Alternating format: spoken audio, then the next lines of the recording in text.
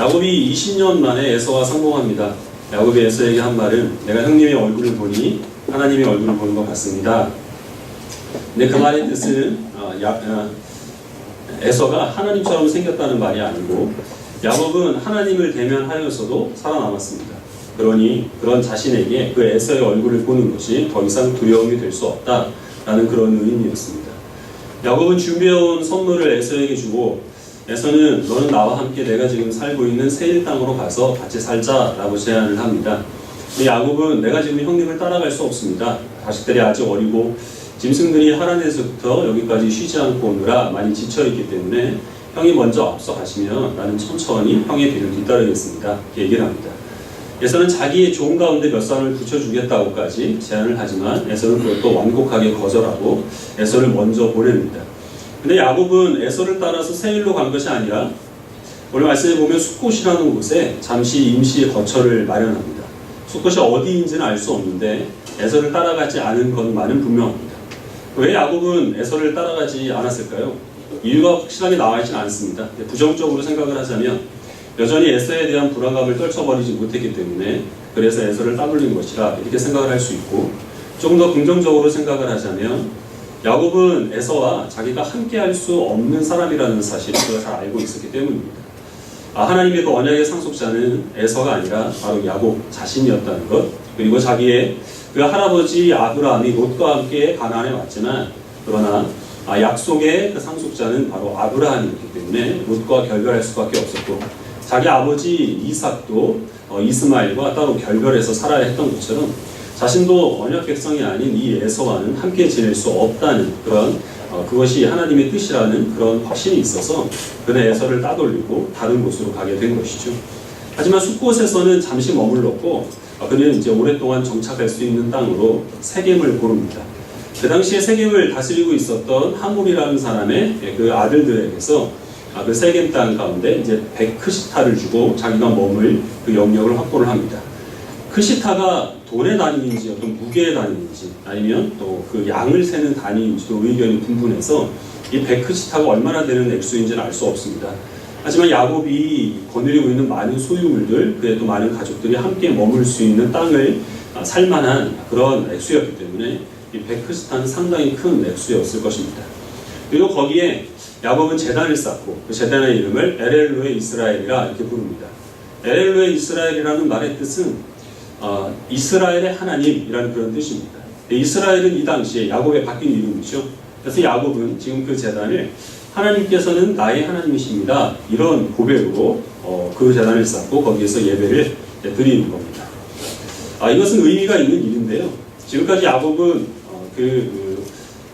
하나님을 자기의 하나님으로 여기지 않았습니다.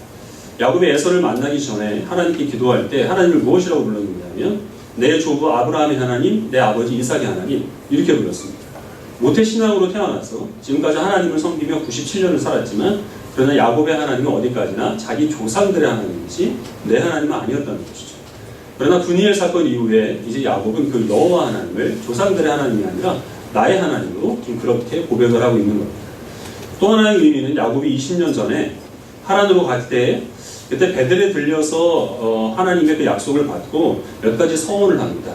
그 서원 가운데 하나가 하나님께서 나를 무사히 가나안으로 돌아오게 하시면 하나님은 나의 하나님이 되실 것이요 라는 것이었습니다.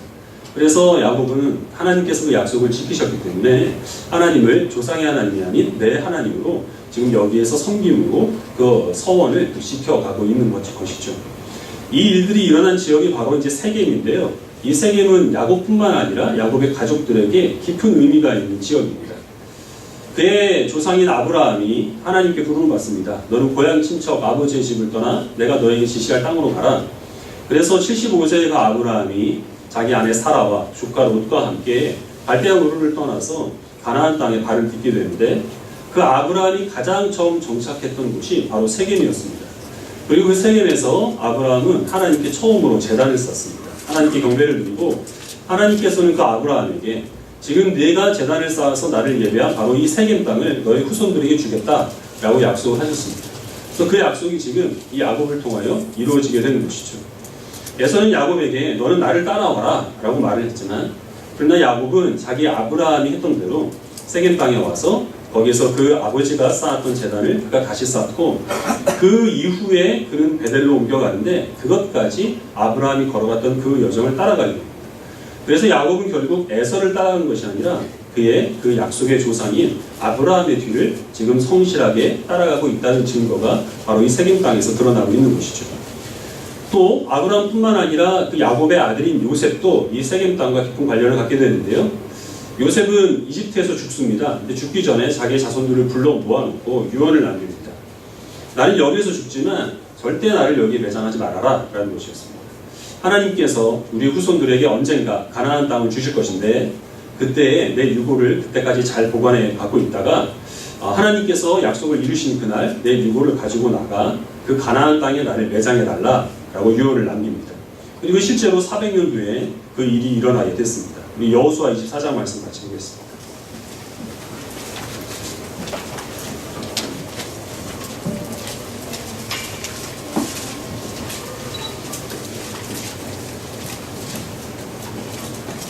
여호수아 24장 32절 말씀 같이 읽겠습니다. 구약 359페이지입니다.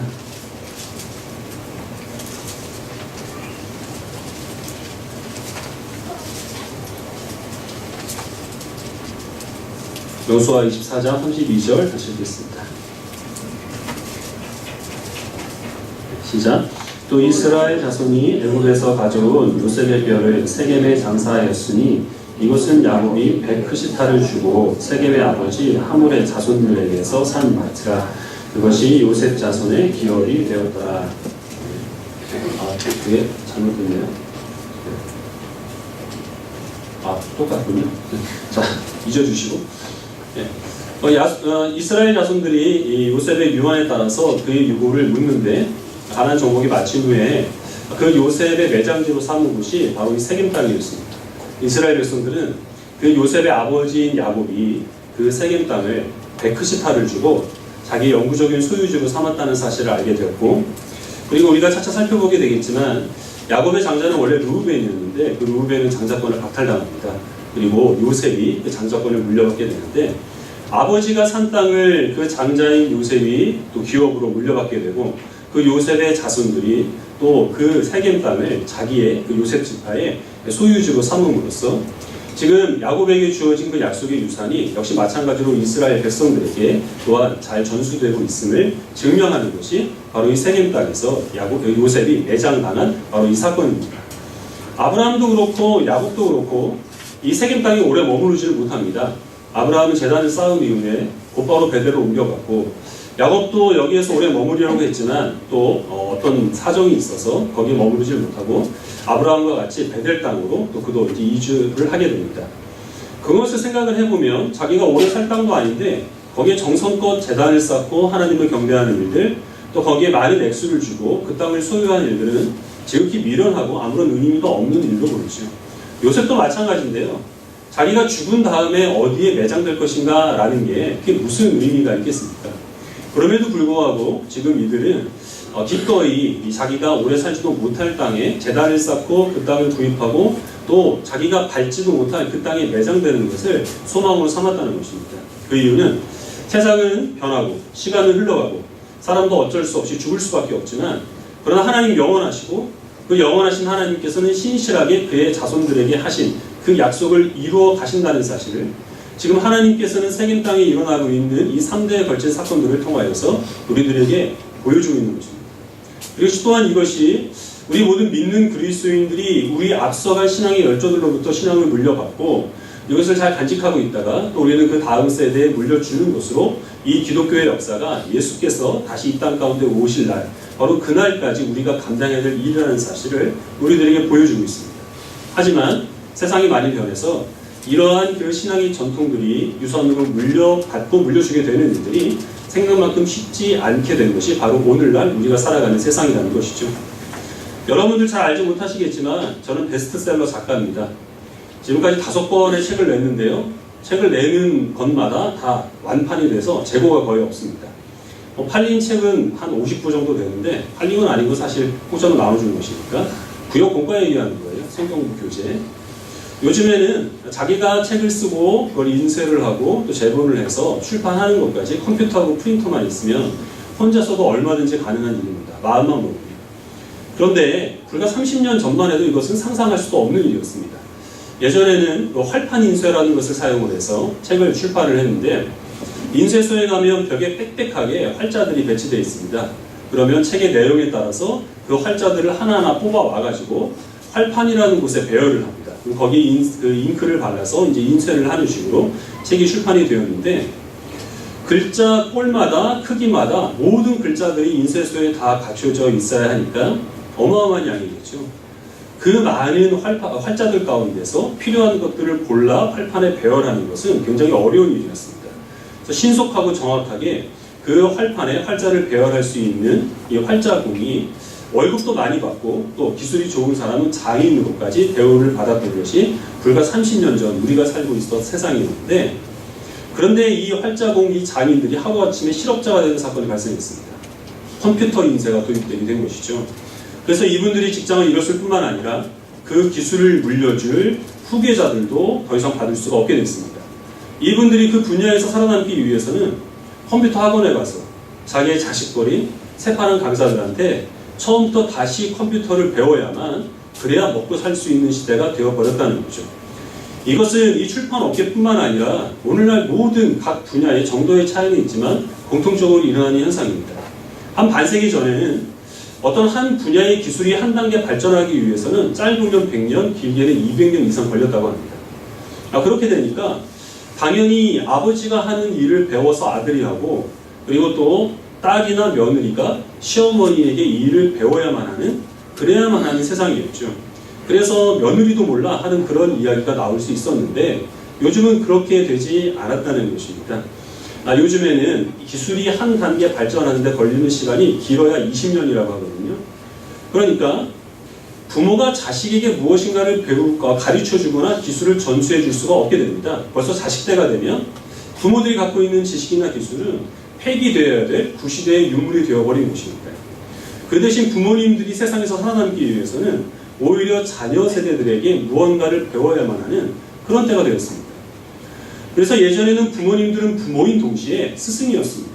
부모를 당연히 존경하고 의지할 수밖에 없었는데 지금은 더 이상 부모들에게 무엇인가를 배우려 하거나 그들에게 의지하는 것이 아니라 오히려 부모님들이 자신들에게 의지하는 것을 당연스럽게 여기는 것이 오늘날 젊은 세대들 가운데 일어나는 일이라고 하는 것이죠.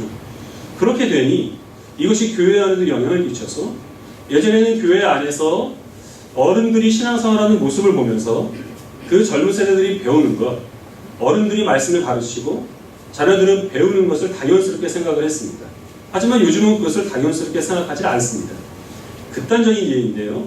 먼저 있던 교회에서 노인학교를 했습니다. 노인학교에서는 젊은 목사님들이 어르신들한테 핸드폰으로 문자 보내는 법을 가르쳐 줍니다. 그것이 오늘날 교회에서 일어나고 있는 한 단면이라는 것입니다.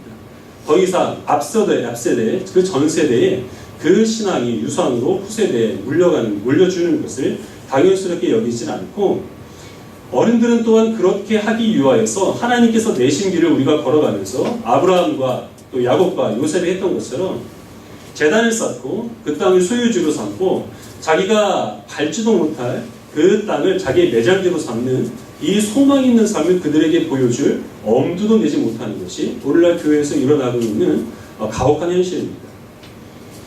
외국에서 공부를 하고 들어오신 분들 가운데 상당수는 인본주의적인 사상을 가지고 들어와서 교회에서 또 그것으로 많은 영향을 끼치고 설교를 하고 목회를 합니다.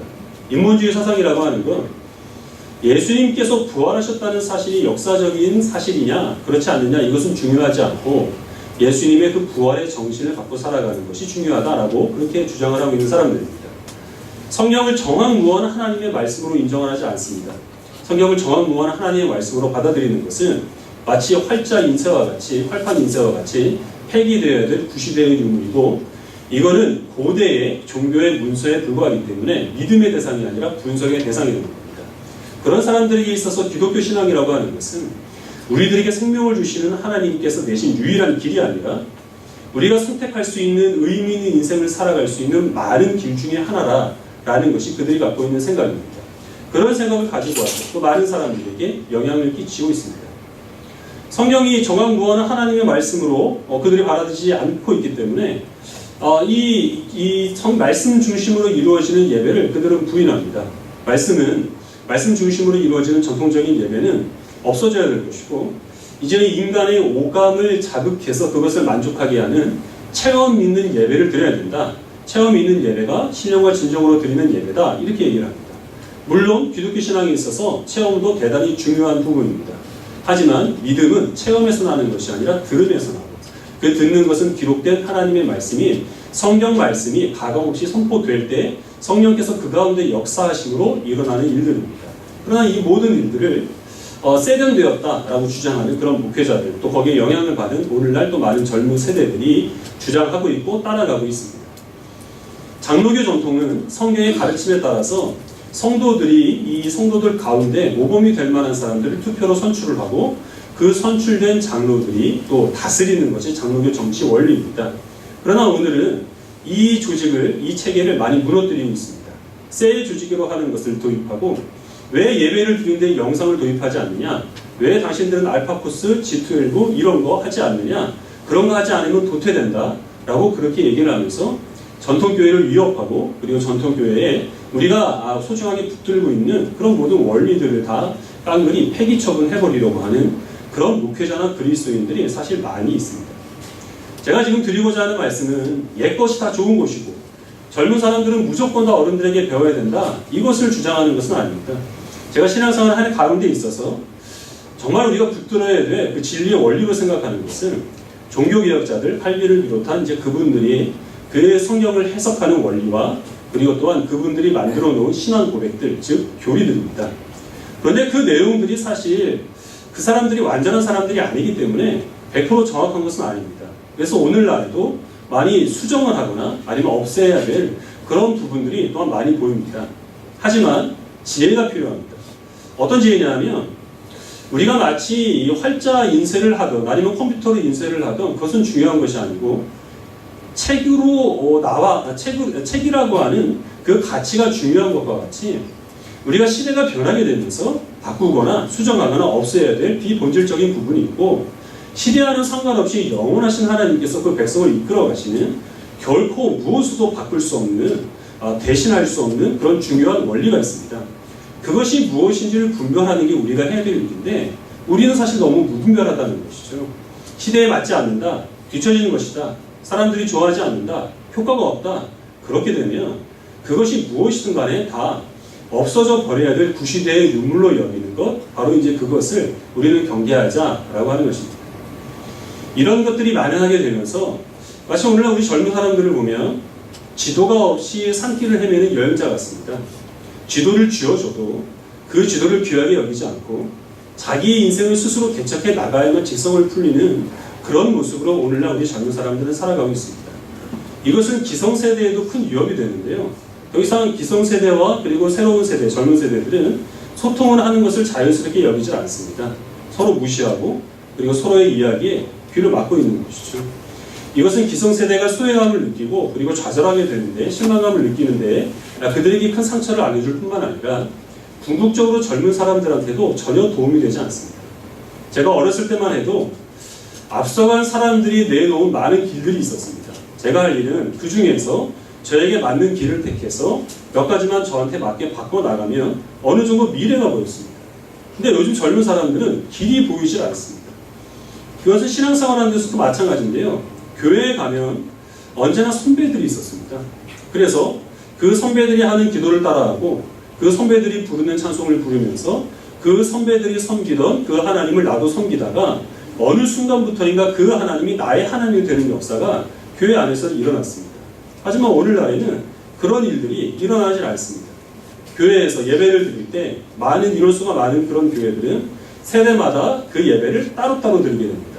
어린이가 드리는 예배, 청소년이 드리는 예배, 어른들이 드리는 예배들이 다 따로 되어 있고, 그 모임들도 각 또래들로 구성이 되어 있어서 세대 간의 교류가 일어날 수 있는 여지가 없습니다. 배울 수 있는 것이 없고 가르칠 수 있는 공간이 전혀 없다는 것이죠. 그들의 하나님은 그들의 하나님일 뿐 나의 하나님은 아닌 것이 오늘 교회 안에서 엄연히 일어나는 일들이고, 그런 것들이 젊은 세대들 가운데서도 고스란히 피해로 돌아올 수밖에 없다는 것입니다. 우리 디모데후서 말씀을 같이 보겠습니다.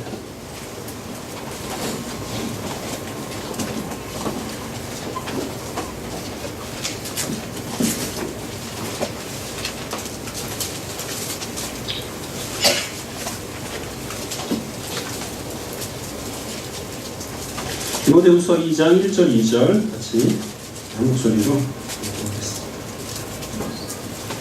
디모데후서 2장 1절까지 같이 읽겠습니다. 시작. 내 아들아, 그러므로 너는 그리스도 예수 안에 있는 은혜 가운데서 강하고 또 내가 많은 증인 앞에서 내게 들은 바를 충성된 사람들에게 부탁하라. 그들이 또 다른 사람들을 가르칠 수 있으리라. 아멘. 사도 바울이 디모데를 내 아들아 이렇게 부르고 있습니다. 바울은 결혼을 안 했잖아요. 디모데를 아들이라고 부르는 것은 숨겨둔 아들인가요? 그런 의미가 아니고 영적인 후계자라는 뜻이죠. 아브라함과 야곱의 관계, 그리고 야곱과 요셉의 관계가 바로 이 바울과 디모데의 관계입니다. 영적인 후계자인 디모데에게 바울이 권고하는 것은 나에게서 전하는 것을 충성된 사람들에게 부탁하라 라는 겁니다. 여기서 부탁하라는 말의 좀 더 정확한 번역은 전수하라, 전달하라 이런 뜻입니다.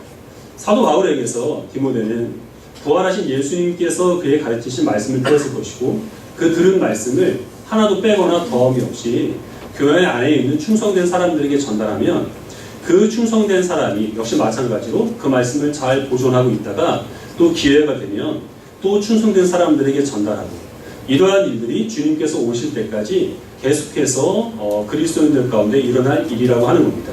이 일을 우리 신앙의 열조들이 잘 감당을 했기 때문에 2000년의 기독교 역사 가운데서 많은 박해와 역경과 핍박이 있었지만 그럼에도 불구하고 지금까지 이 복음은 잘 전달되어 오고 있었습니다.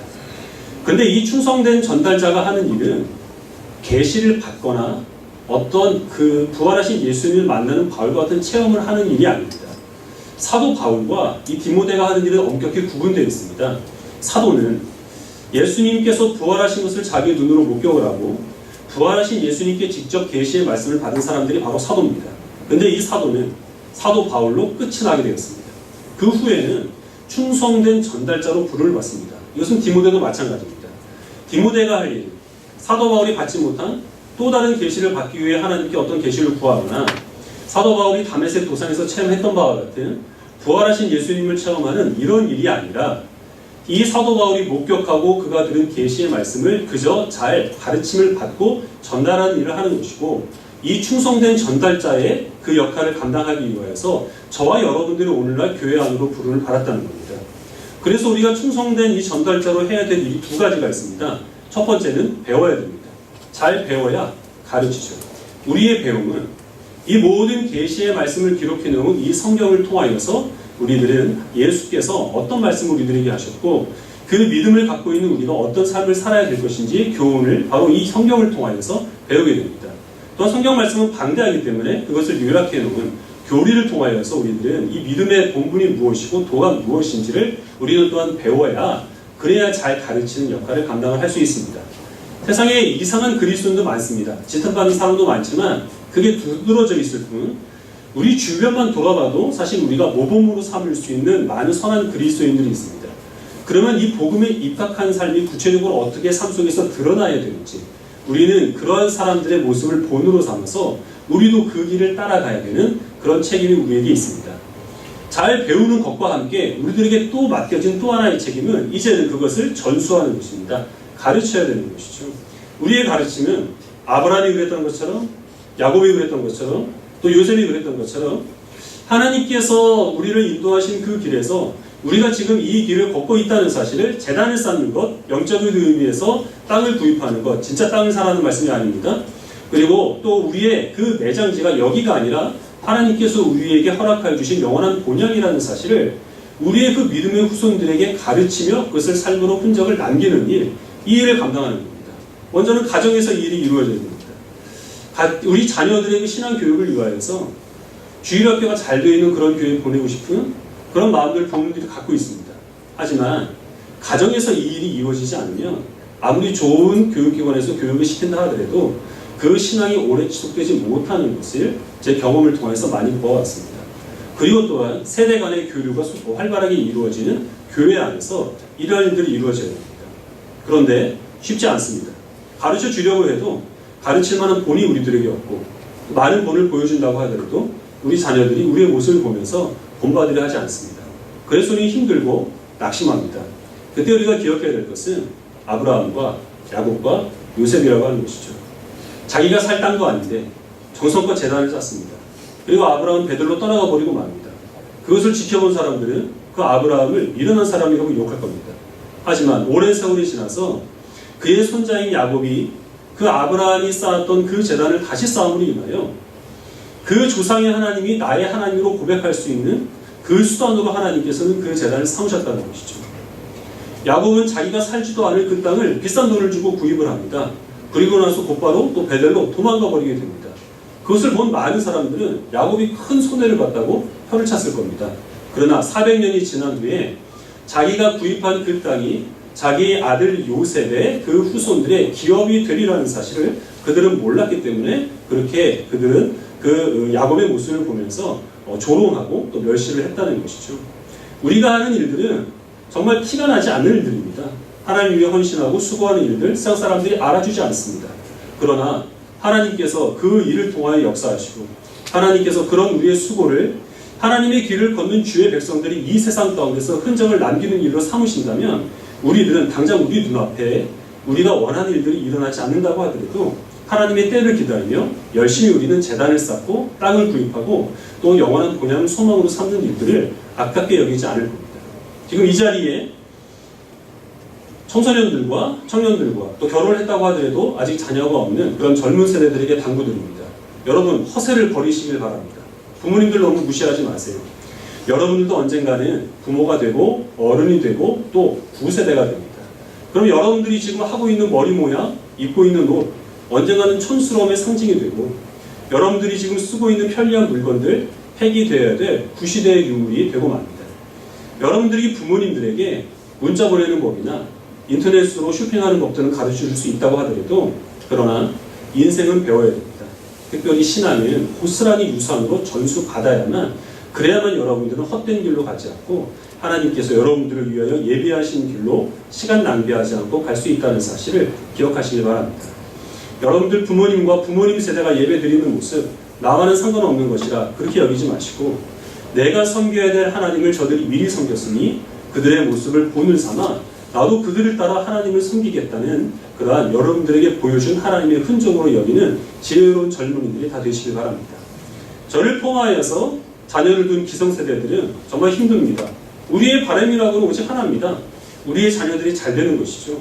우리의 자녀들이 우리보다 더 하나님의 복과 은혜로 충만하게 되고 하나님을 잘 섬기는 것이 우리의 바람인데 어디 우리 자식들이 말을 알아보고 듣나요? 실망할 때가 많이 있고 지칠 때가 많이 있습니다. 그러나 우리의 자녀들을 억지로 끌어다가 하나님 앞에 앉혀놓는 게 우리가 할 일이 아니고 길을 만들어내시고 그 길로 우리들을 인도하시는 분은 하나님이십니다. 우리가 해야 될 일은 하나님께서 우리를 인도하시는 길에 다만 후손들이 잘 따라올 수 있도록 흔적을 남기는 일들입니다.